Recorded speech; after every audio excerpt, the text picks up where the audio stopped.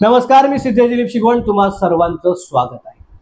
मंडळी, chat GPT 4.0 ने हे जे काही सुरू केले गिबली प्रकरण, त्या गिबली प्रकरणामधून आपल्या फोटोंची चोरी होते आणि काळ्या बाजारपेठेमध्ये ते विकले जात आहेत, ज्याला बायोमेट्रिक चोरी असं देखील म्हटलं जातं। गिबली किंवा इतर कोणतीही एआय इमेज तयार करण्यासाठी आपल्याला आपला फोटो एआय प्रणाली सोबत शेअर करावा लागतो। त्यामुळे तुमची ओळख ही चोरली जाते। नकळतपणे आपली अत्यंत वैयक्तिक बायोमेट्रिक माहिती म्हणजेच आपल्या चेहऱ्याची ओळख आपण समोरच्या एआय कंपन्यांना देतो।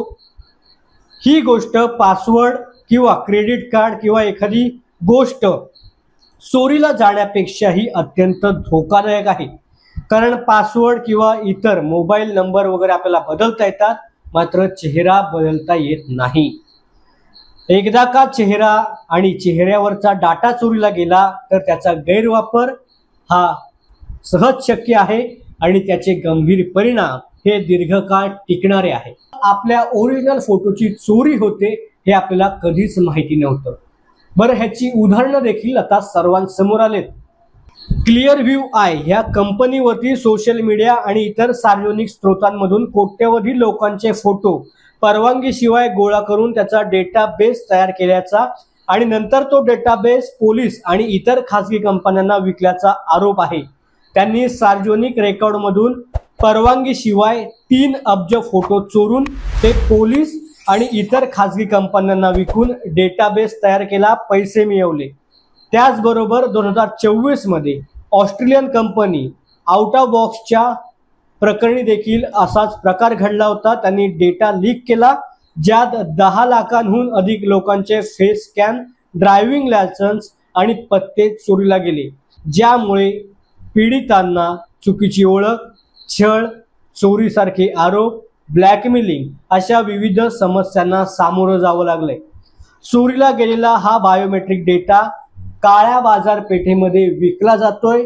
बाजारपेठेमध्ये त्याची किंमत अब्जावधी रुपयांची आहे आणि त्यामधून अनेक गैरप्रकार घडतायत। चेहऱ्याची ओळख पटवणाऱ्या तंत्रज्ञानांची म्हणजे फेशियल रेकग्निशन टेक्नॉलॉजी FRT ह्याची बाजारपेठेमध्ये सध्या किंमत वाढते। स्टॅटिस्टाच्या अहवालानुसार 2025 मध्ये ही बाजारपेठ 5.73 अब्ज डॉलर्स वरती आहे। 2031 पर्यंत तीच कंपनी 14.55 अब्ज डॉलर्स पर्यंत पोहोचण्याचा अंदाज आहे।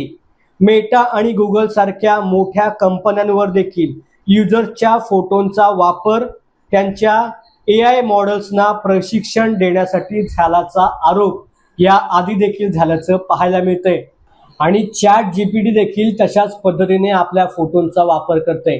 चॅट जीपीटी 4.0 च्या फीचर्सनुसार चॅट जीपीटी देखील आपल्या एआय टूल्सना प्रशिक्षण देण्यासाठी आपल्या फोटोंचा वापर करते।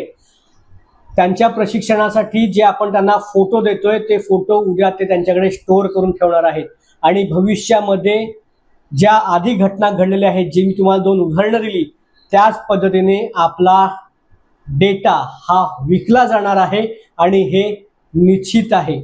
आपला चेहरा हा अनेक गोष्टींसाठी लिंक आहे।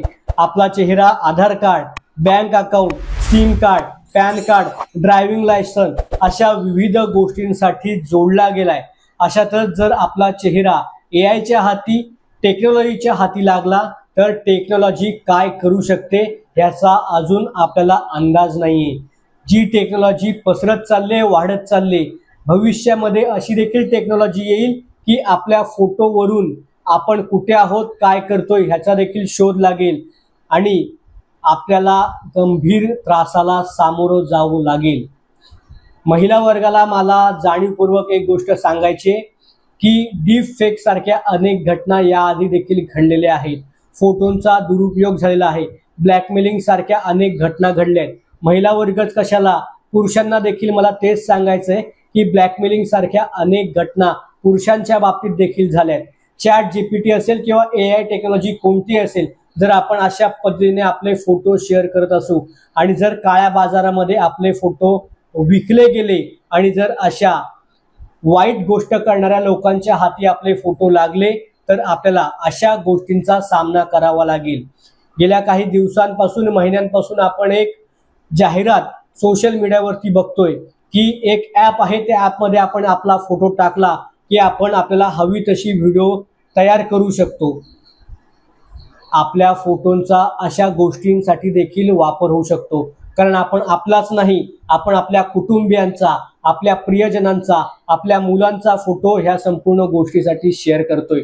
त्यामुळे आपण ट्रेंडिंगच्या नावाखाली काय करतोय, आपल्याला कोणत्या गोष्टीला सामोरं जावं लागणार आहे, जरा ह्याचं भान प्रत्येकाने राखणं अत्यंत आवश्यक आहे।